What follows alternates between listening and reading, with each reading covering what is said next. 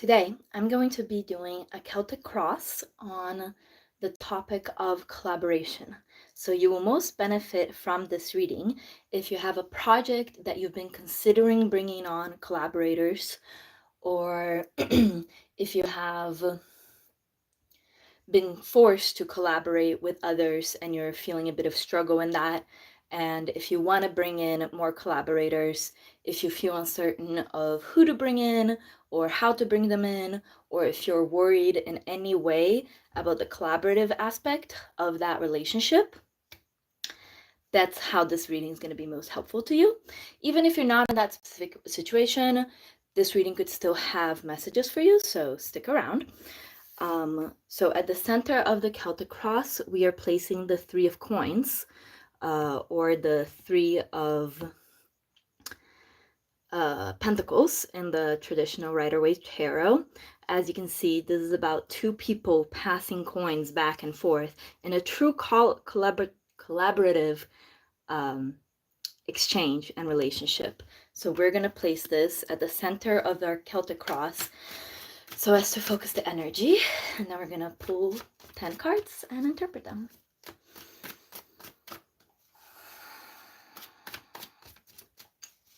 If you want to skip the shuffling and you're watching the replay, I do plan to have the timestamps down below, so please, Spirit.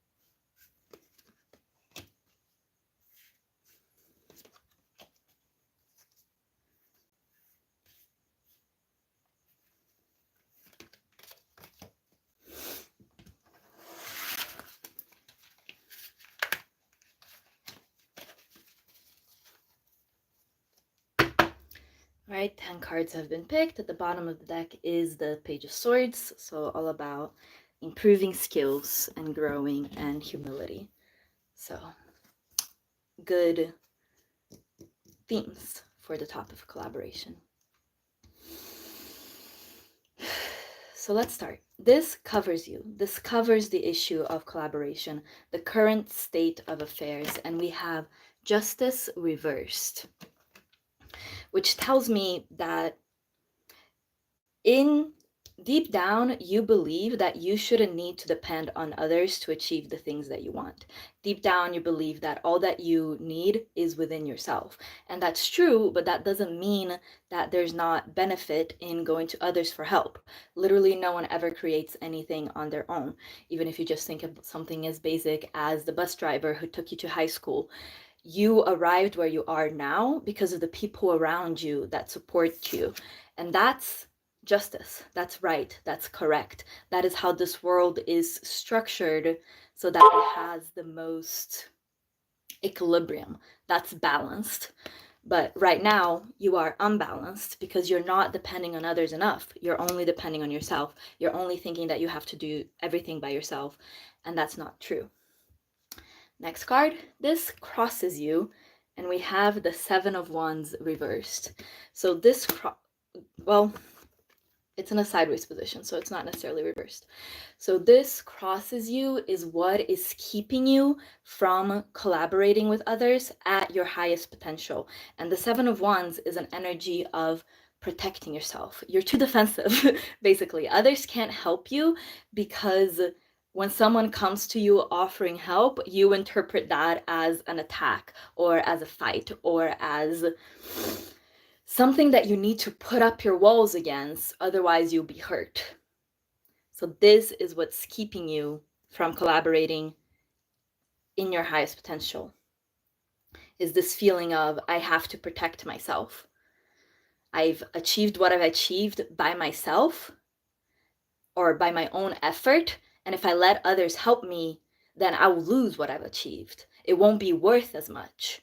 Those are the sort of things that are blocking your collaboration energy. This crowns you. This is the situation on a conscious level, and we have the Ten of Wands. You're exhausted. Look at this girl.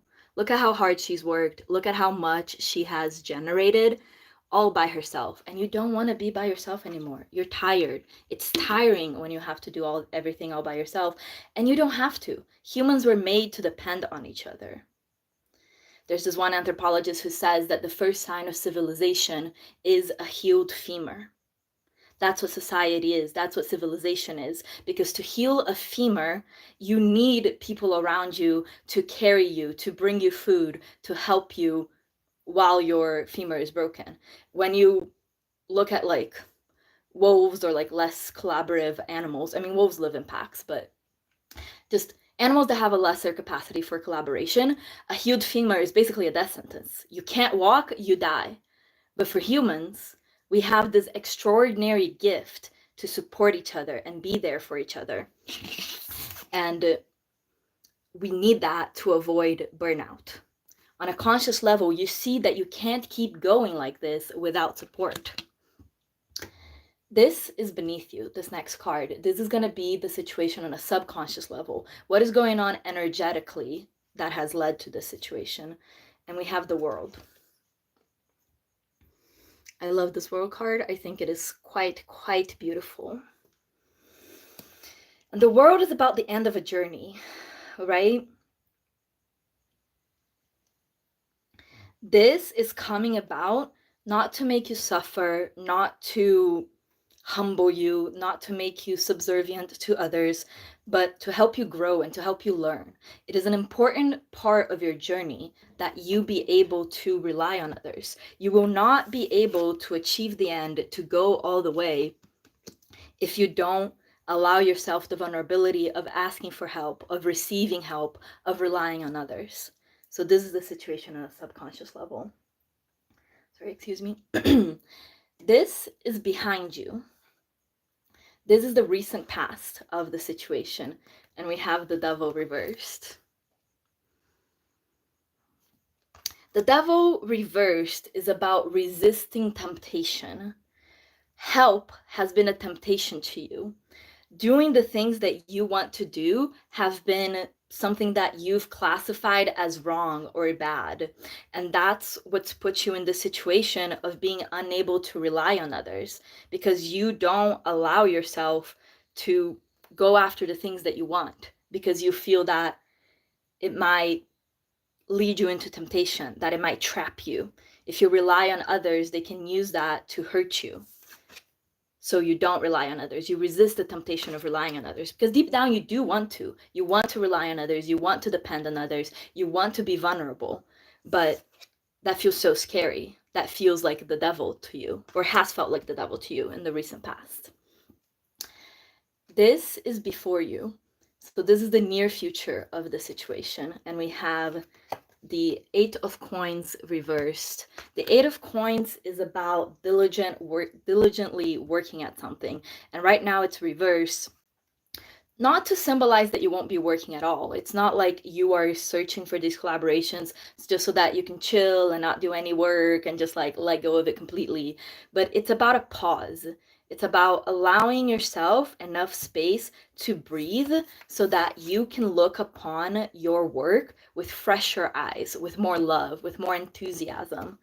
So this is your near future if you are able to align this energy of collaboration.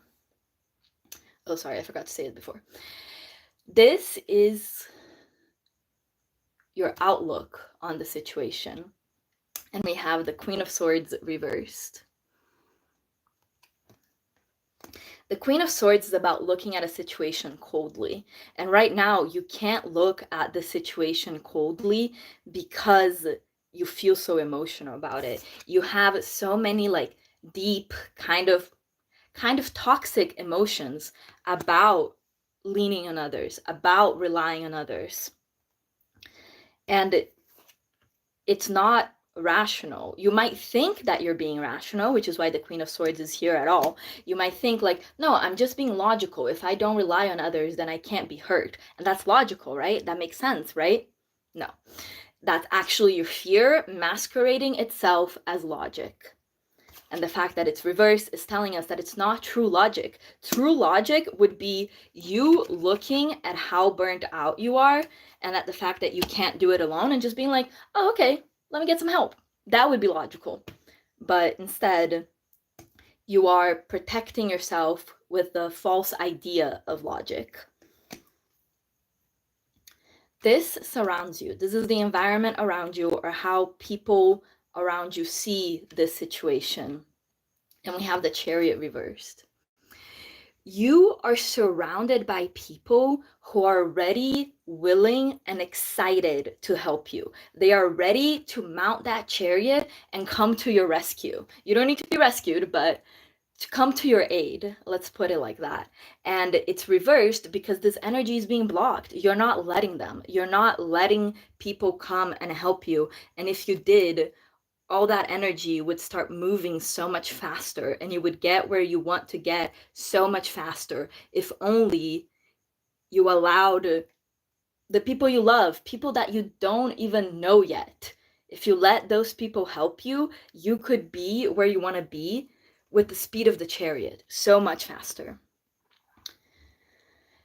These are your hopes and fears, and we have the Eight of Swords reversed. Your fear is being trapped. For some reason, there's some sort of association in your brain that means that other people means chains, means being trapped. The theme of being trapped or being restrained is something that is popping up all over this reading. That's your greatest fear, that you will be restrained, that you will be put in positions and limitations by these people who claim to want to help you, but who actually will imprison you and will imprison your creative energy. And that's what you feel like you have to defend yourself against. But this card is hopes and fears, right? So the hope here is the Eight of Swords reverse. The hope is that through receiving help, you will be able to become free of so many self-limiting beliefs. All these swords that are entrapping this person represent the mind. You are trapped by your own mind because you're scared that others will trap you. Does that make sense? So your hope is that you will be able to let go of, to be released from the entrappings of your own mind, from the limitations of your own mind. You're keeping yourself enclosed in a circle, and look, you have wings. You could fly away at any time, but you're choosing not to. And your hope is, if you get help, if you enter into more collaborative relationships, you'll be able to see the path out, and you won't be so trapped by your own mind. Last but certainly not least, the outcome, and we have the Tower as the outcome. The Tower, not always the most well-seen card in tarot, but I consider it a good omen. I consider it a sign of change that needs to happen. Do you know what this Tower will destroy? You see here that the Tower is getting hit by lightning. It will destroy this. It will destroy the overwork. It will destroy the doing everything by yourself. It will destroy the burnout. There will be a huge transformation where the old will crumble away, allowing space for the new to emerge. The card after the Tower is the Star, which is about healing, restoration, rejuvenation, a new world being born. But before a new world can be born, the old one has to die. And it might die in a quite drastic way, but that's what you want. You want this old world of being defensive, of being afraid, of working needlessly hard. You want that world to implode. And that is what will happen if you just allow yourself to enter into more collaborative relationships. And there might even be a bit of advice here. If, like I said, you have a project, you want to bring in collaborators, you don't know how to do it, the advice on how to do that is to just do it fast, like a strike of lightning. You know what I mean?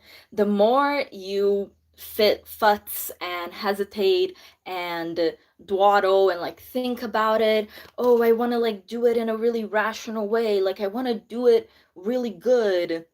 The more you do that, the more you reify the tower. That's you building the tower. And what you actually want to do is come in like a bolt of lightning. Just do it. Just send a text. Who do you think could help you? Maybe that person, but I'm not sure because it could be this. Just send a text.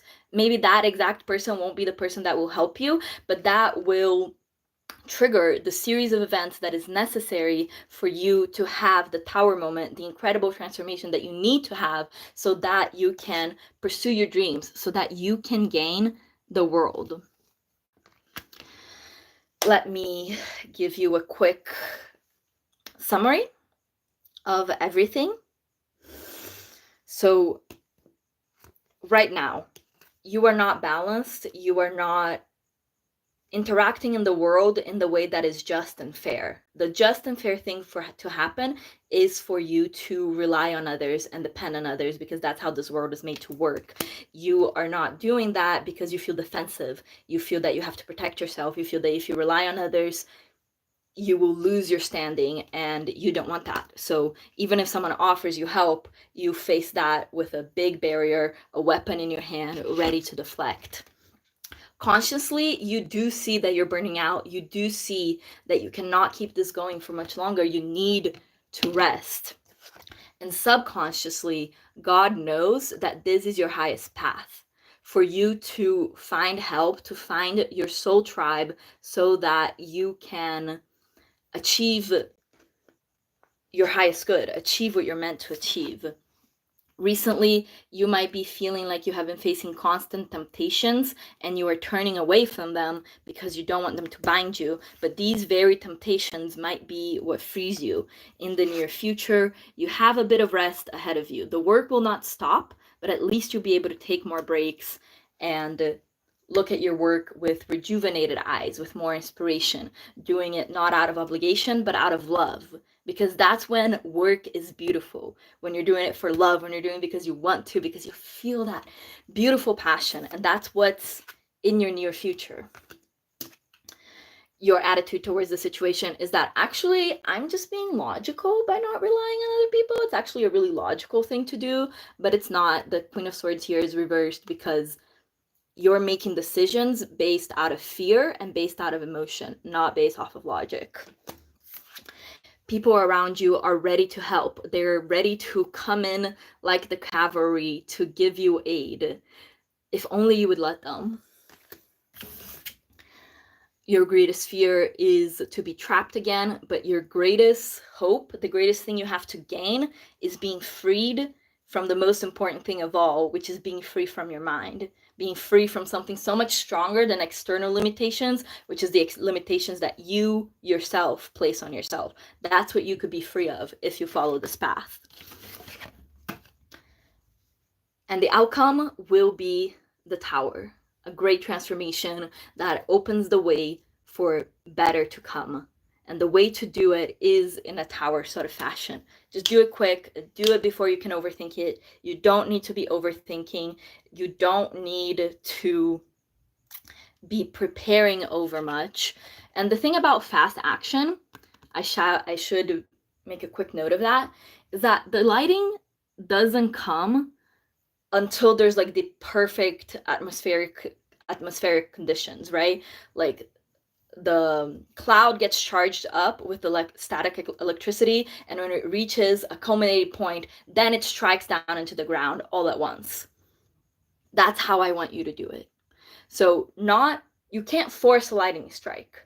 You just wait for the moment of inspiration, and when that moment comes, you act, and you act quick, but you don't force it. You don't do it out of obligation or out of, well, it's on the schedule, so I guess I should do it. No, wait for inspiration. When inspiration comes, strikes, and that strike will be the powerful impetus you need to end the old and begin the new.